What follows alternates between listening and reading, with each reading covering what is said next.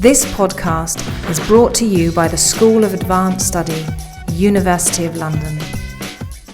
It's my pleasure and privilege to introduce formally now Stephen Robinson, who is teaching at York St. John, whose field is African American history, 19th and 20th century. And he's published in the field, he's given seminar papers, conference papers in it, and is preparing a book on Jim Crow in the South and film, in history and film, which I can't wait to read. That's just a fascinating topic. And he's, as I say, given some papers, written a paper on Black Democrats and Black agency in the American South after Reconstruction, which appeared in the Journal of Social History, and works more largely on that area. The stuff you're doing on the 1880s, that you've done on the 1880s, rethinking Black urban politics in the 1880s in Alabama. Again, it's a very good piece of work. It's really interesting to see what happened. And today Stephen's going to be talking about Fannie Lou Hamer, a woman who possibly needs no introduction, coming from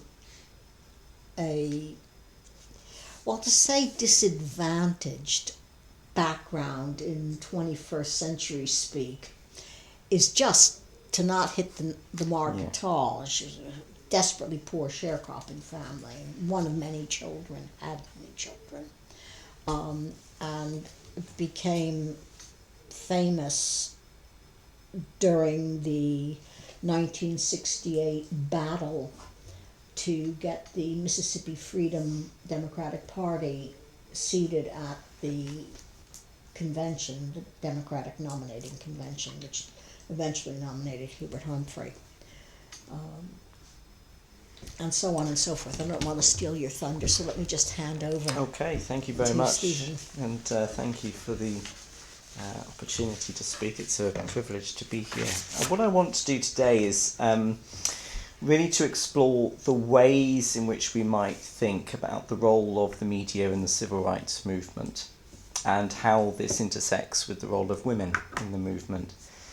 Now, I'm at the very early stages of this research, so this is very much a kind of work in progress. But from my early research, I suggest that the notion of celebrity is perhaps one way that we might begin to understand the role played by the media in what was one of the major social justice movements, if not the major, of the 20th century. What I'm going to talk about today, as I say, is still very much work in progress. I'm still finding my way through all of this, so I'd welcome any comments you may have. And this is part of a broader project, really, that in some ways connects much of my work from my background in late 19th century African American history through to the 20th century, particularly on the role of black leadership and this idea of African American political celebrity and what this tells us about American political culture more generally over the course of the 20th century. So my work on the kind of the world of Booker T. Washington and that kind of thing in Washington, I'd argue, is one of the very first black celebrities. So my case study today is the civil rights activist Fannie Lou Hamer, who in August 1964 became a national celebrity. In an 8-minute speech that would end up being shown before millions on the evening news, Hamer became, in the eyes of white America, a civil rights leader. She was one of the 34 delegates of the Mississippi Freedom Democratic Party, or MFDP, who were challenging the seating of the all-white regular party delegation from the state. And the party's aim, the MFDP's aim, was to unseat the unrepresentative, all-white delegation from the state. And they testified before the Credentials Committee of the convention to argue their case. As Hamer began, she captivated her audience. These are two kind of famous, particularly one on the left is the one you tend to see in books about Hamer and about the civil rights movement. As she began, she captivated her audience, beginning by stating her name and residence, as in a court of law. She went on to deliver her testimony, in what would become a familiar structure, beginning with her attempt in 1962 to register to vote, the subsequent loss of her job, and her brutal assault that she endured in a Mississippi jail. As Hamer concluded her testimony, and I quote, "All of this is on account of we want to register, to become first-class citizens. And if the Freedom Democratic Party is not seated now, I question America. Is this America, the land of the free and the home of the brave, where we have to sleep with our telephones off the hooks because our lives be threatened daily, because we want to live as decent human beings in America?" The impact of her testimony was felt at the top of the political establishment, alarmed at the potential impact of Hamer's words, which were initially being broadcast live on television to essentially liven up, in terms of the media present, what was proving to be a somewhat dull Democratic convention up until that point. President Lyndon Johnson called a press conference of no particular consequence to remove the media's attention away from Hamer. He was sort of obsessed, really, of providing a kind of unified front of the Democratic Party in its contest against Barry Goldwater. Yet this move by the master Washington insider was detected by the networks, who rebroadcast Hamer's testimony in full in their nightly news reports. Recalling much later what she intended to achieve with this speech, she said, quote, "The whole speech was centered around me trying to register and what had happened to me after I tried. That's what I was talking about." So this paper explores the nexus of media representation, gender, and the meaning of black leadership during the modern civil rights movement. And it does so through a study of the celebrity status of Fannie Lou Hamer. Because I think this provides us, with a means of understanding the significance of the media to the civil rights struggle. An exploration of how Hamer's status as a black celebrity was constructed and reconstructed by the media provides us with a means of understanding more broadly how American celebrities have been and continue to be used as sites on which to project American myths about individual success and respectability. In this paper, I want to suggest that Hamer's celebrity status was a contested site, where these myths were both confirmed and challenged by her with an agendered discourse centered on her testimony as an African-American woman. Now, Hamer's celebrity status was constructed at the very time that celebrity culture, as perhaps we think about it today, was being constructed. And really, it is the role of TV that I want to stress. This is actually a photograph of a television showing Fannie Lou Hamer speaking live on it. Okay, this is in part of the MFDP's papers collection, much of which now is available online. And I would actually say that this time, the 1960s, when kind of modern forms of celebrity culture that we perhaps identify with, really, this is when it emerged with, politicized, if you like, with the televised presidential debate of 1960, the famous one between Nixon and John F. Kennedy, and confirmed through the election of former actor Ronald Reagan in 1980, in the way that his presidency was very much constructed through the media. My focus today, therefore, is the role of the media in the 1960s and how TV, the press, created celebrity, and in this case, black celebrity. Now, to understand celebrity as a concept, we need to understand not only the individual concerned, but also the audience response and the means by which celebrity status is conferred. Audience response to black celebrity at this time is hard to discern. We have no sure way of finding data on what Americans thought of Hamer beyond what we might find out through the media. Memoirs of activists can help, but that's limited given its retrospective nature. Yet whilst there's a growing literature on celebrity studies, defining celebrity itself is no easy task. To start with, when can we first identify the emergence of the celebrity? Some scholars of celebrity argue that it's a product of the 20th century, even in some cases the late 20th century. They see celebrity as a product of the emergence of modernity and in particular of mass culture, of which the media played an integral part. To understand celebrity, therefore, it's to see at play forces of consumer culture at work with technology.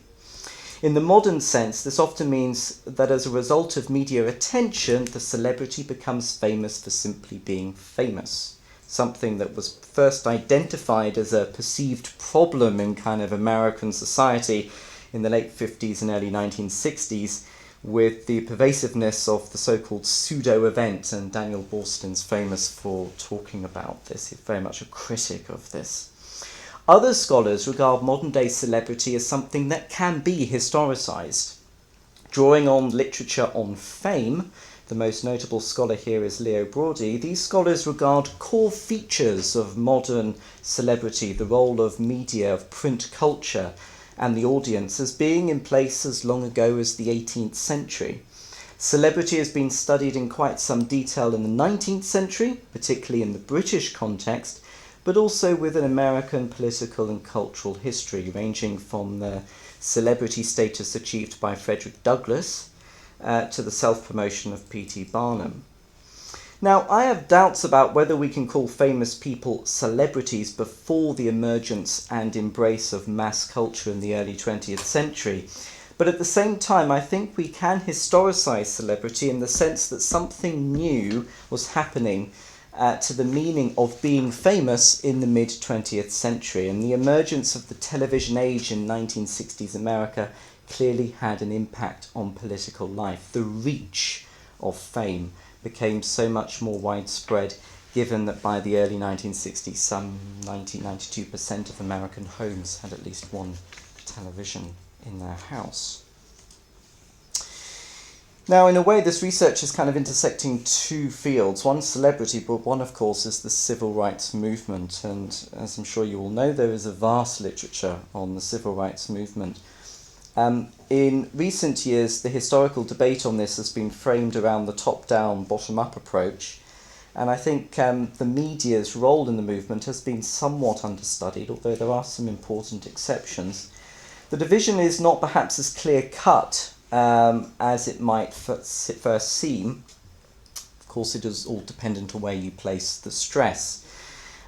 For those of you unfamiliar with the debate, and I'll briefly summarise it now and hopefully not overgeneralise it, the top-down interpretation, perhaps expressed most forcefully by Stephen Lawson, acknowledges the significance of grassroots activism, yet stresses as a more important consideration the role of the law, the federal government, and leading figures in the movement.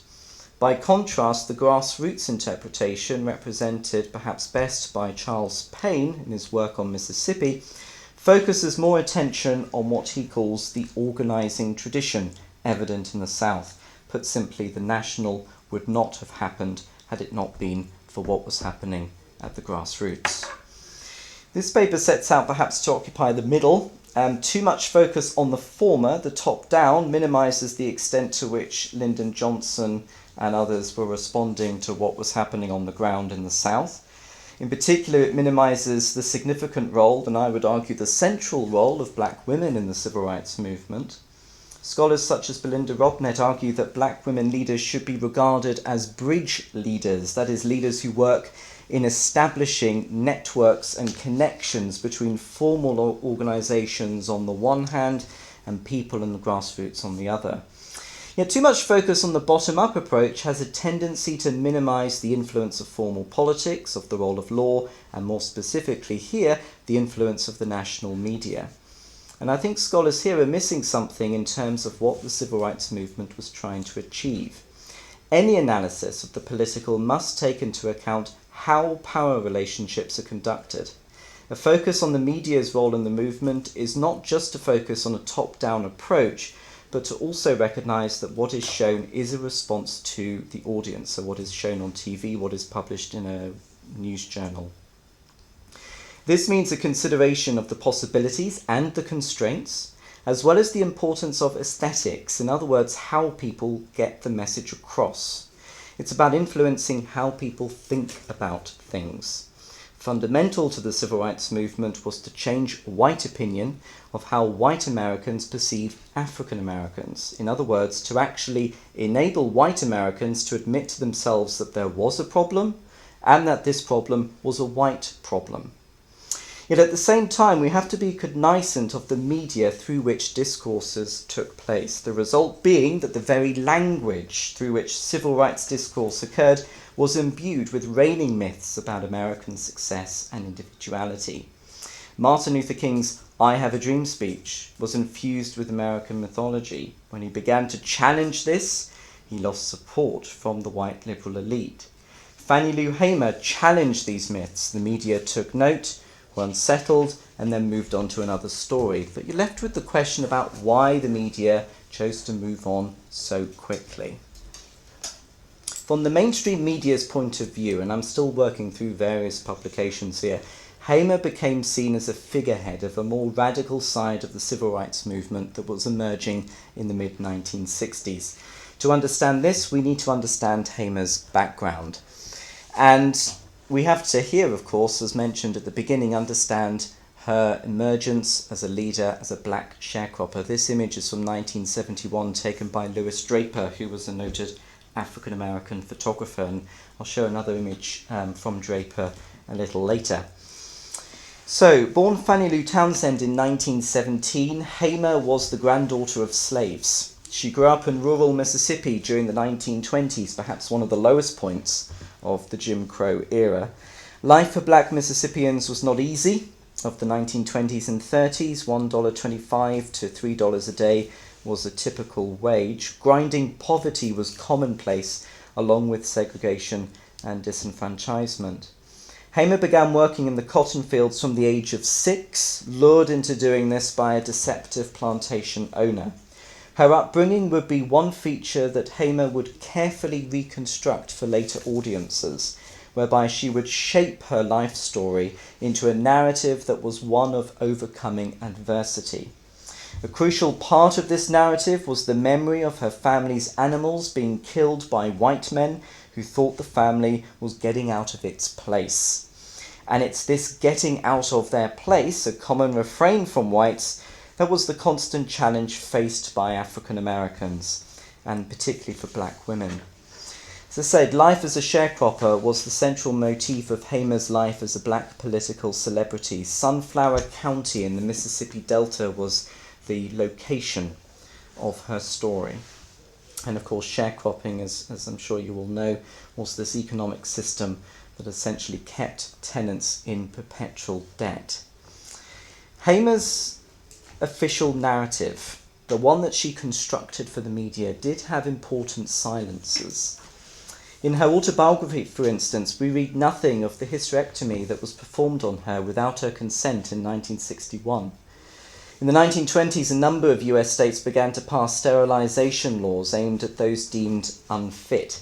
The high point of these enforced sterilization or eugenics laws occurred in the 1930s, some 25,000 individuals, and in the mid-1950s, new laws were being passed which targeted those on welfare. Mississippi tried to introduce such a law in 1964, targeting welfare recipients. Essentially, it was about illegitimate children, and if you had more than one illegitimate child, then you would suffer consequences for that. And the proposed law and the debates surrounding it were clearly racist in intention. The option was either jail time or sterilization. The law never passed in this particular form, but it does reveal the various means by which Southern lawmakers continued their racist policies at a time when legal segregation was being dismantled, targeting in particular black women. Yet it was the racist policies of state governments like Mississippi that highlighted the crucial need for African Americans to have the vote and to have representation. Yet here, of course, was the stumbling block. As Hamer and others found, the white male political elite did not want to give up power. Now, it's hard to make a direct connection between Hamer's experiences in 1961 and her decision the following year to become involved with the SNCC, the SNCC's voter registration drive. Yet this, along with her more widely known assault in prison in 1963, does reveal a distinctly gendered form of racism that Hamer would continually highlight in her testimony.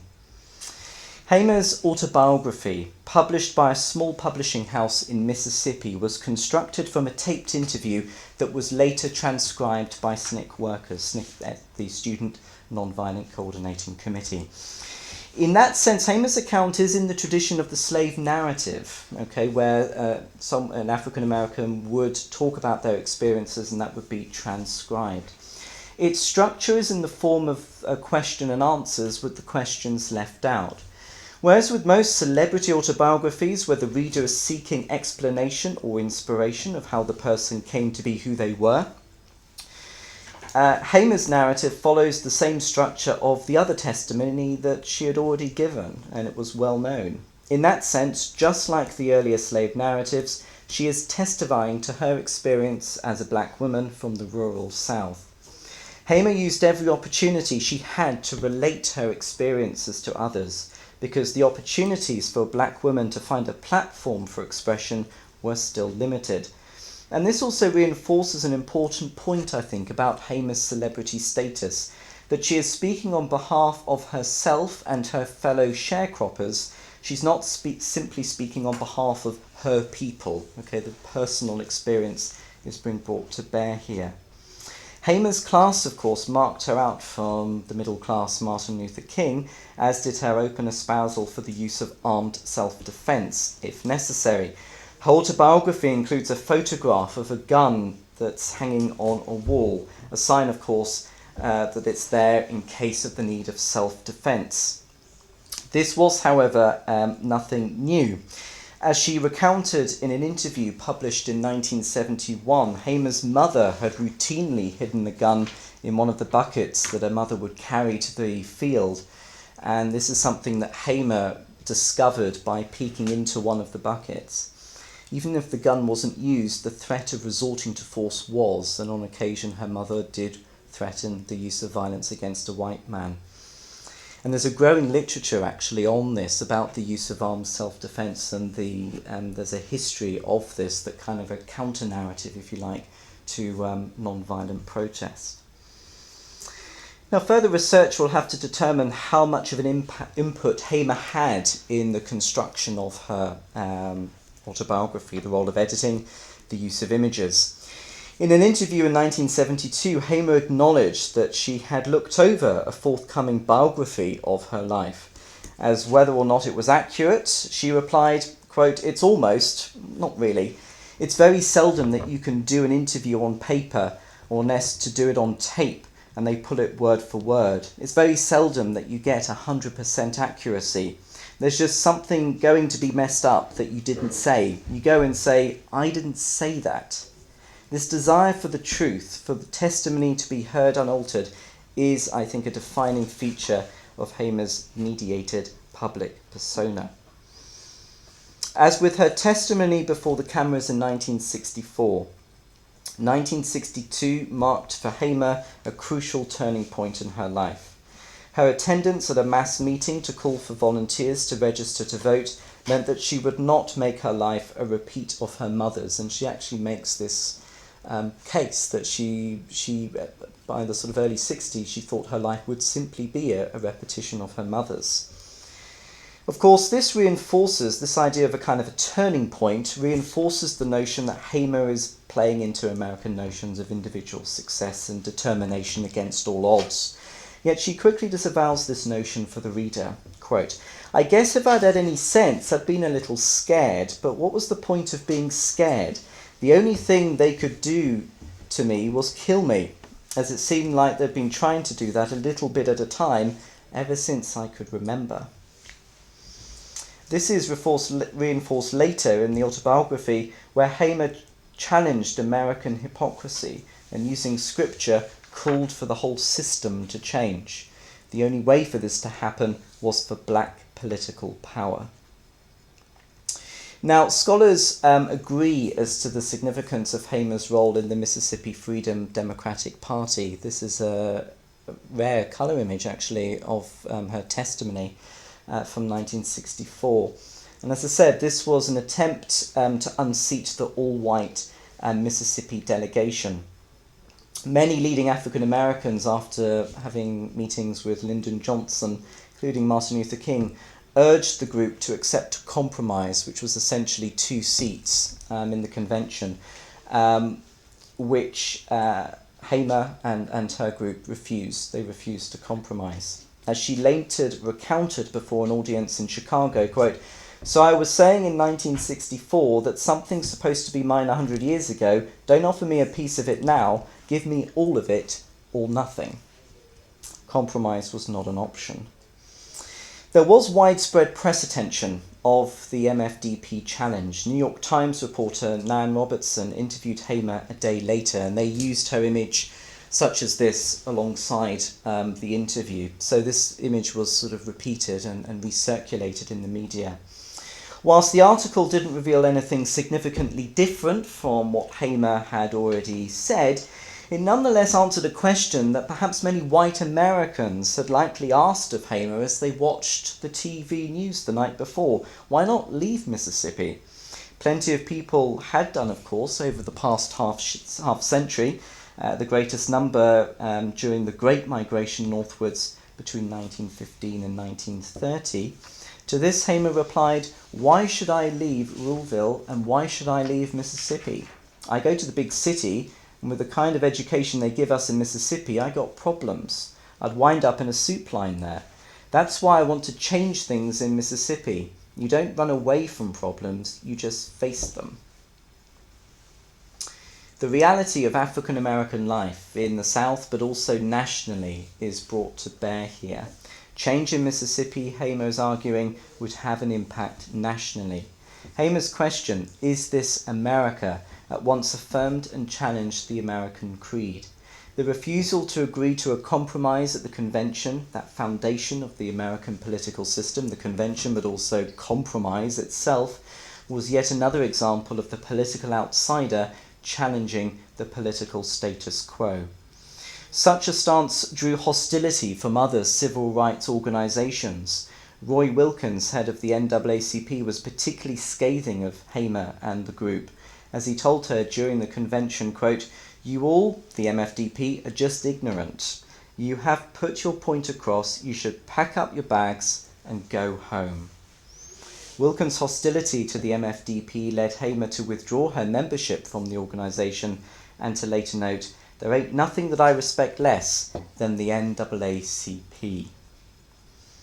Hamer became disillusioned with the prospect of any meaningful change. She targeted the black male middle class, what she called the Tom teachers and chicken-eating ministers, who sold out the people who they claimed to represent by accepting the compromise of 2 seats at the convention. Yet Hamer's disillusionment extended to the political process itself. I quote again, "We followed all the laws that the white people themselves made," she said in Autobiography, "but we learned that the white man is not going to give up his power to us. We have to take for ourselves." Despite not gaining entry to the political establishment, Hamer would continue to be invited to speak at events across the country. In December 1964, she was invited to speak and share a platform with Malcolm X in Harlem. She began her speech as an act of testifying, beginning, "My name is Fannie Lou Hamer, and I exist," stressing the exist to reinforce what conditions were like for black Mississippians. The theme of the speech was for America to recognize the truth. So it's about Hamer being able to speak the truth, but for America itself to recognize the truth. And I just quote from that speech, "The truth is the only thing going to set us free. And you know, this whole society is sick.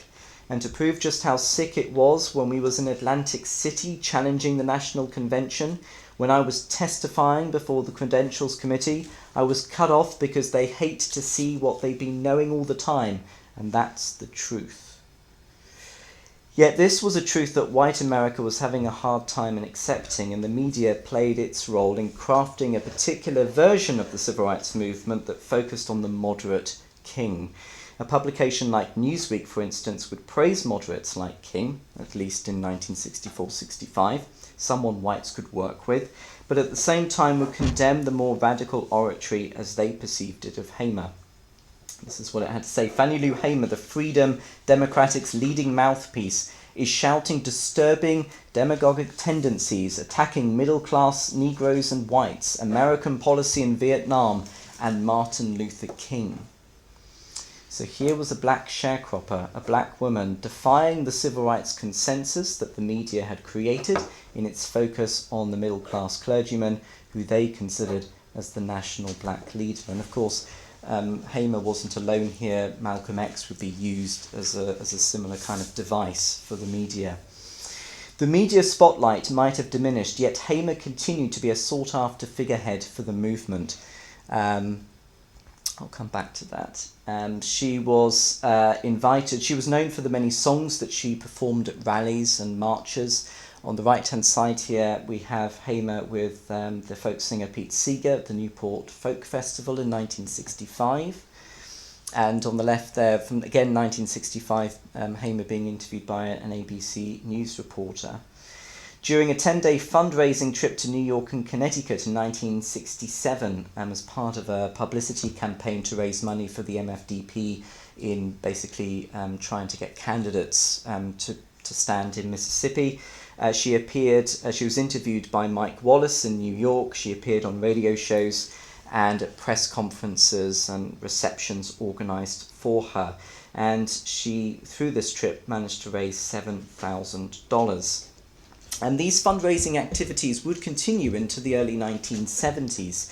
In 1973, she appeared on the Phil Donahue show, which devoted quite a large response, and including one individual from Ohio who donated $15, and writing to Hamer, she said, "I saw you on the Phil Donahue show, and I'm writing this note to let you know that I think you're a wonderful person. I admire your courage greatly, and I wish you continued success in all you're doing to make life for black people of this country better." But I think it's important to state that Hamer's rise to national prominence was simply bringing to national attention the central role played by black women in fighting Jim Crow.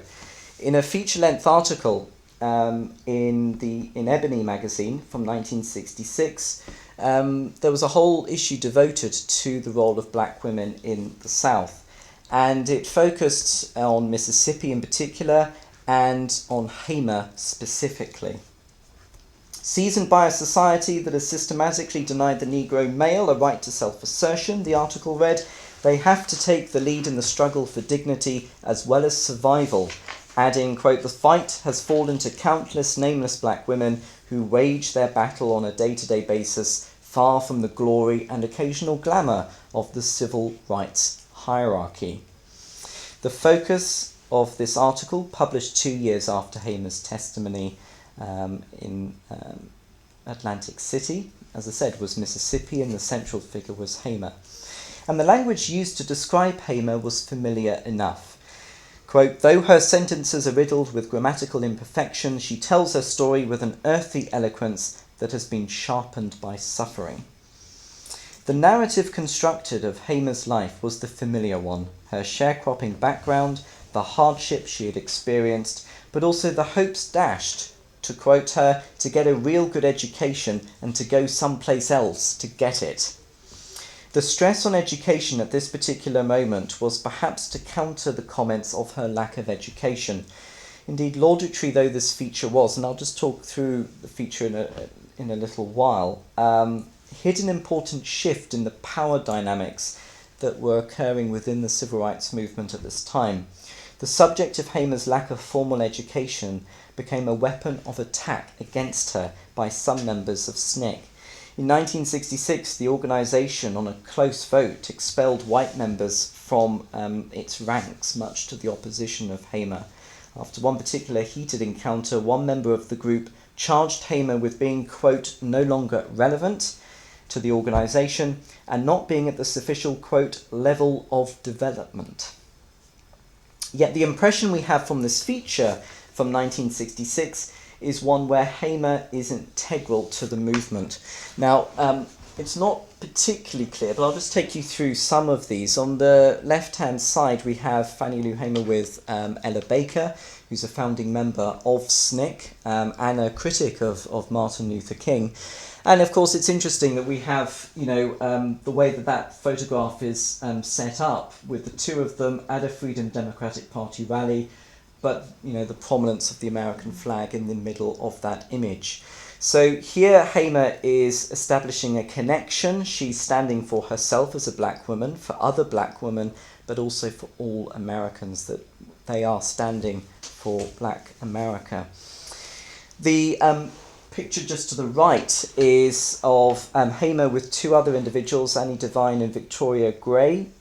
They were challenging this is 1965, they were challenging the previous autumn's election in Mississippi, essentially that it was not representative of the majority of Mississippians. They failed in their bid to cause a challenge because they were non-official candidates. But as a gesture, the Speaker of the House invited the three of them to sit in the House of Representatives, and they were the first black women to do so. We have below that Hamer in what would have been a familiar setting to her of a black church. Now, what's interesting here is the photograph is taken from behind Hamer, not taken looking at Hamer, but taken from behind her, so you can see the kind of venue, but also, of course, the meaning of her position at the pulpit, which, of course, would have been a male space, of the preacher.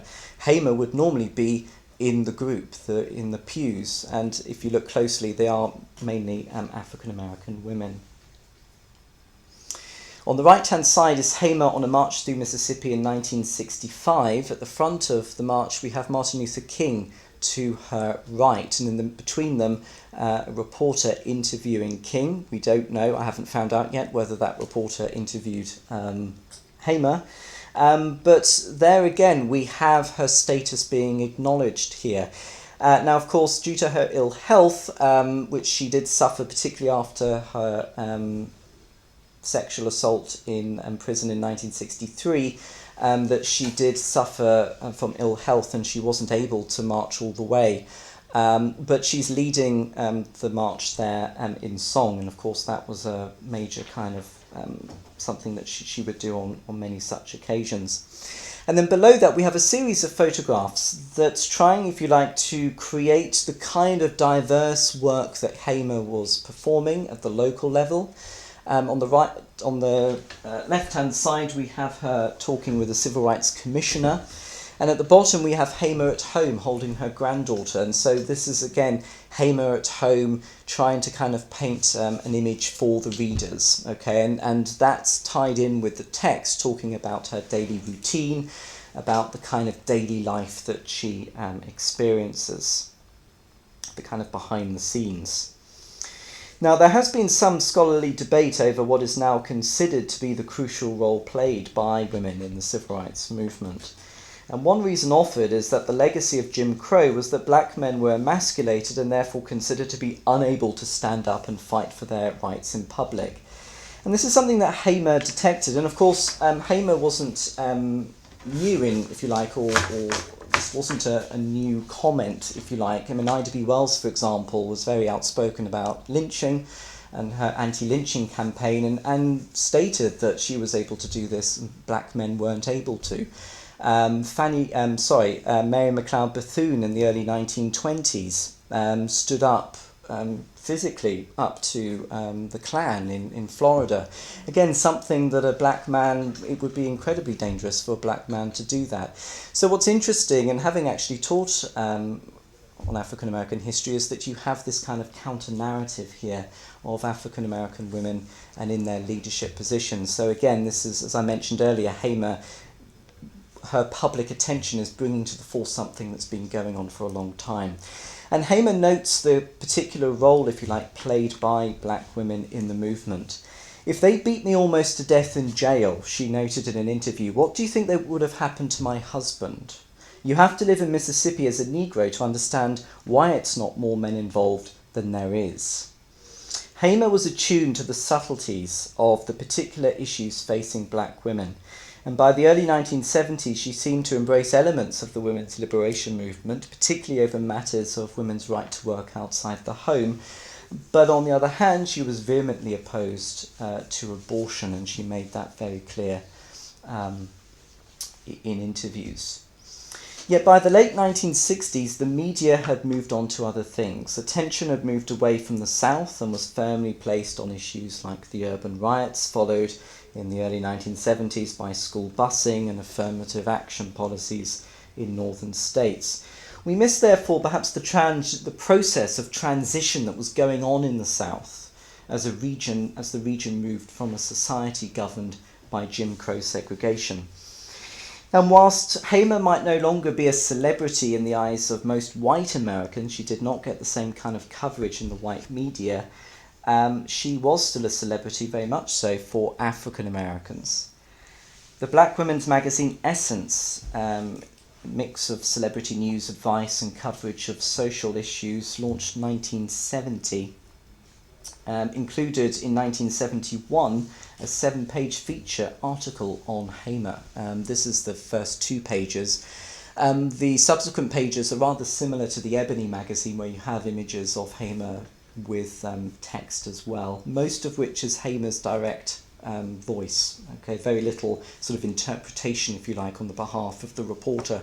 Lewis Draper took the photos, and very powerful photos, I think, and there's an example of one here. Much of the narrative in this issue would have been familiar to anyone familiar with Hamer and the public statements of Hamer. But it does offer, I think, something of Hamer's mediated public persona to its audience of black women. As the feature writer commented, quote, "The first time I remember ever hearing and seeing Mrs. Hamer," so putting the two together there, "was on one of those numerous committed shows that were so popular with liberal America during the 60s. You know the ones I mean, where various civil rights types sat with a moderator who always wore a slightly constipated look, and they rapped about the South. The days before Watts and Newark, when the problem always meant the South. Fannie Lou Hamer was on just such a show, and she stood out like a rose among stinkweed. One woman in Southern black English called the shots as she saw them, referring to the North as up South," which is really interesting, "letting all the viewers out there in TV land get a glimpse of reality, giving her opinions and not caring whether they were popular or not." Hamer's desire to tell it as it is a recurrent theme in all of her public appearances. What's the significance of this particular analysis is Hamer's stress on racial discrimination as being a national issue, not just in the South. And her use of the term up South is telling, I think, in this regard, reinforcing this message that she had spoken since her rise to national attention about all Americans being aware that changing the law was one thing, genuine change would only ever come about with black political and economic power. So in this paper, I've sought to explore the significance of the media to representations of one key individual in the civil rights movement in the 1960s. When we talk of celebrity in the movement, we might note the role of Hollywood stars in the movement. We might speak of the ways in which individuals like King and Malcolm X made use of and crafted a deliberate narrative through their media appearances. Yet a focus on the most well-known black leaders, important though that is, and I think that's part of the broader project, minimises, I think, the various ways by which the media was used by other individuals and by the movement as a whole. If we now understand the civil rights movement in much broader terms, we have to understand that the local never remained, nor has ever remained, unaffected by the national. Understanding the role of the media and social justice movements enables us to understand the dynamics at play, the power that individuals have, as well as the power they do not have. A study of how Fannie Lou Hamer emerged at the grassroots, became a national figure, and then was largely ignored by the mainstream, demonstrates the reality of power not only between whites and blacks in America, but within the movement itself. The civil rights movement became part of a changing media landscape. Image counted, of course. Hamer was simply not the image that the movement wanted to present to the outside world in 1964 and 65. Too outspoken during the King heyday and not radical enough by the end of the 1960s. Hamer's fame was the product of the emerging TV age in America and was therefore more ephemeral in nature. As quickly as a celebrity status could be achieved, so it could be lost. Now, it doesn't minimize her status as a leader per se. for her status as a local leader is clearly assured. Rather, this acknowledges, I think, the significance of the media to the movement and of its gendered and class-based discourse. Here was an individual who gained public attention, yet she did not conform to the stereotypical black woman that the media had created. She had no apparent qualifications for being a spokesperson. She was a spokeswoman at a time of spokesmen, and that whilst publicly claiming her rights as an American citizen, she was at the same time trapped in economic dependency and was not the success story that the media craved. Yet here was a woman, a black woman, who was the victim of a discriminatory economic system at the whim of a white man, who was jailed and assaulted by those who sought to maintain law and order as they saw it, and that she spoke about all of this in public, on television, before millions. This was the reality, the lived experience of thousands like her, and this was no I Ever Dreamed speech. Rather, the refrain was, "Is this America?" Thank you very much.